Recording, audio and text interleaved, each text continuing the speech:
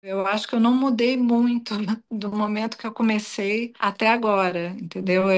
De meus métodos são parecidos, o meu envolvimento com a arte é parecido, o tipo de pesquisa, a maneira de eu estar no ateliê me relacionando com o trabalho é muito semelhante à que eu tinha aos 24 anos, foi minha primeira individual. Eu fiz 60, então tem muita estrada aí, mas eu sinto que artisticamente essa pessoa é a mesma pessoa, entendeu? Então, essa Adriana Varejão, ela não mudou. A Adriana Varejão que está dentro, que entra no ateliê.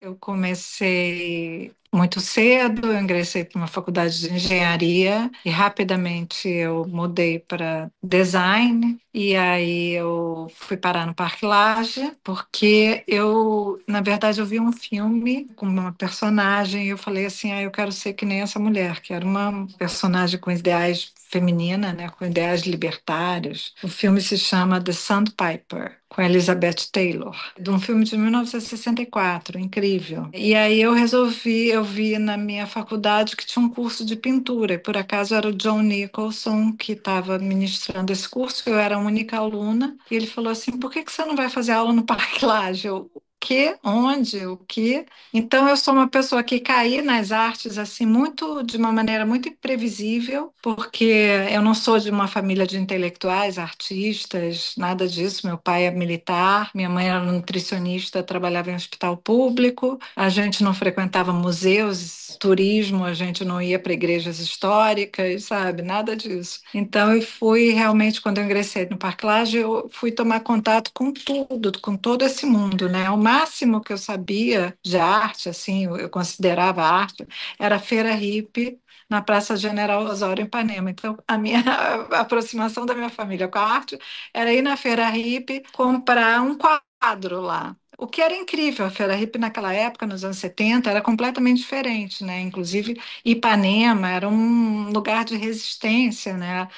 Período da ditadura, então Ipanema tinha o Pier, tinha o Teatro Ipanema, né? Estreando ali a Asdrubal trouxe trombone e tudo mais, e a Feira Hippie também carregava, sabe, essa ideia, né, de liberdade, essa aproximação do mundo, assim, de uma maneira mais sensível. Então, eu sou uma pessoa, assim, criada nesse contexto. Então, a arte me transformou e eu comecei, então, a me dedicar a ela 100%, sem fazer muitos cursos, né, sem, assim, de uma maneira, assim, muito dentro da prática. E daí eu fui trabalhando até hoje. Nos anos 80, a gente vinha de uma tradição de arte conceitual com artistas assim incríveis, né? A gente vem com um dos maiores nomes da arte brasileira, Lígia Clark, Elliot Sica, Cildo Meirelles, Valtércio Caldas, Barrio era um artista que, né, que me chamava muito a atenção por conta da questão da carne. O Antônio Dias, Nossa Senhora, o Antônio Dias era um pouco mais pintor, né, nesse sentido, pelo menos nos anos 60,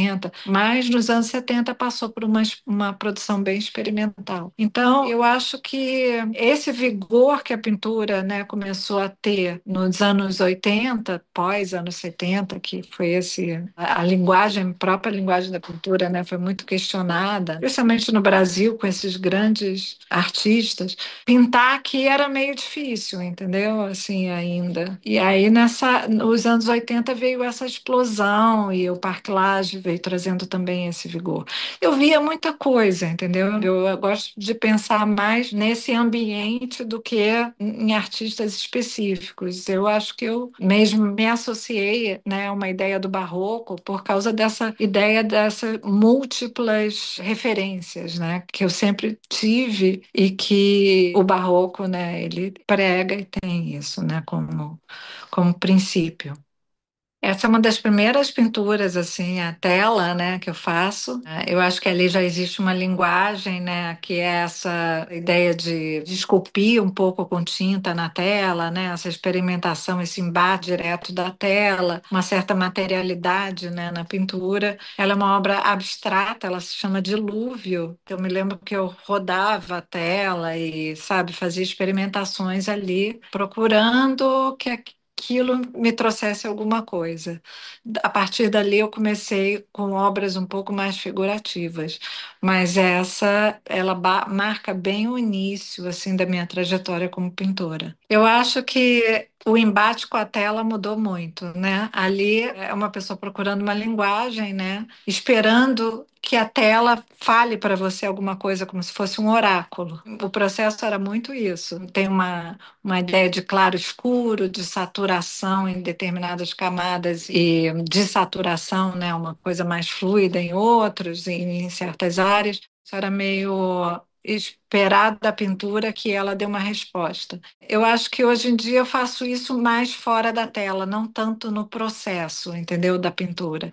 Então, quando eu tendo a ir para a tela já com uma ideia mais construída. Lógico que existe alguma coisa que acontece ainda ali, né, no suporte, mas na maioria dos casos eu saio com um projeto mais definido. Eu acho que eu era muito nova, né? E foi uma década um pouco fragmentada para mim, porque eu comecei a década de um jeito e terminei de outro, né? Eu comecei a década entrando numa faculdade de engenharia e terminei artista. Então, foi a década que eu fiz a minha primeira viagem internacional e tal, mas eu acho que eu não vivi os anos 80 tão intensamente, assim. Eu acho que eu vivi mais os anos 90. Eu sou uma pessoa mais dos anos 90.